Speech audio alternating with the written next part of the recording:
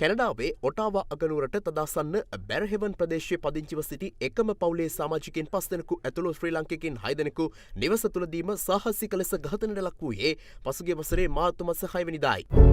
David Peiris solar ඉරතරම්ම විශ්වාසයි. මෙලෙස මියගිය පිරිස අතරට 35 හැවිරිදි මවක් අවුරුදු 3, 4, 7 වයසති ළමයින් 3 දෙනෙක් සහ මාස 2ක් වයසති බිලිඳෙක් මෙන්ම එම නිවසේ වාසය කළ තවත් පුද්ගලයෙක්ද අයත් වුණා.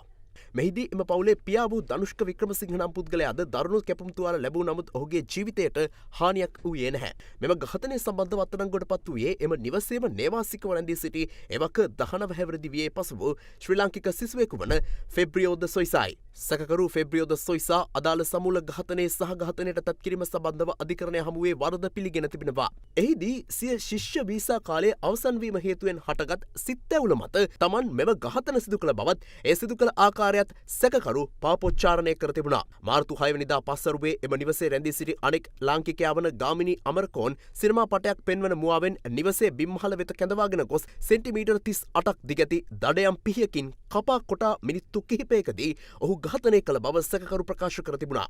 එහිදී පවුලේ වැඩිමල් පිරිමි දරුවා ගාමිණීගේ කෑගැසීම ඇසී ඒ බව මව වන දර්ශනී දිලන්තිකා ඒකනායක වෙත දන්වා ඇති බවත් ඒ අනුව පියා වන දනුෂ්ක දුරකථන ඇමතුමක් ලබා දී ඒ පිළිබඳ තමන්ගෙන් විමසූ බවත් සැකකරු පවසා තිබුණා. කෙසේ නමුත් කිසිවක් නොවූ බවට එම පවුලට ඒත්තු ගැන්වූ සැකකාර ෆෙබ්‍රියෝ ඉන් අනතුරුව උඩුමහල වෙත ගොස් මව සහ දරුවන් සිව් දෙනාම ඝාතනය කර ඇති බවයි මෙහිදී අනාවරණ වුණේ. එදින රාත්‍රී 11ට පමණ නිවසට පැමිණි ධනුෂ්ක වික්‍රමසිංහ කපා කොටා ඝාතනය කිරීමටද සැකකරු උත්සාහ කළත් එය සාර්ථක වී තිබුණේ නැහැ. කෙසේ වෙතත් ධනුෂ්කට පොරබැදීම් හමුවේ දරුණු කැපුම් තුවාල සිදුව තිබුණා. තුවාල ලැබූ ධනුෂ්ක නිවසින් පිටතට දිව ගොස් අසල්වැසි නිවස වෙත ගොස් උදව් ඉල්ලා ඇති බවත් පසුව ඔවුන් හදිසි ඇමතුම් අංශය අමතා ඇති බවත් අධිකරණය හමුවේ වැඩිදුරටත් අනාවරණ වුණා. මේ අනුව සැකකාර ෆෙබ්‍රියෝද සොයිසාට ජීවිතාන්තය දක්වා සිරදඬුවම් නියම කර ඇති අතර ඒ සම්බන්ධව වසර 25ක් දක්වා සමාව ඉල්ලීමට ඇති අවස්ථාවද අවහිර කිරීමට කැනඩියානු අධිකරණය තීන්දුව කළා. ඊට අමතරව ඝාතනයට තත් කිරීම යන චෝදනාව යටතේ පෙර දඬුවමට සමගාමීව ක්‍රියාත්මක වන තවත් වසර 25ක දඬුවමක්ද පනවා තිබෙනවා.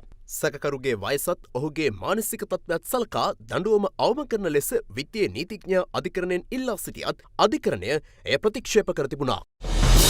අද දෙරණ YouTube නාලිකාව YouTube අද දෙරණ දැන්ම සබස්ක්‍රයිබ් කරන්න.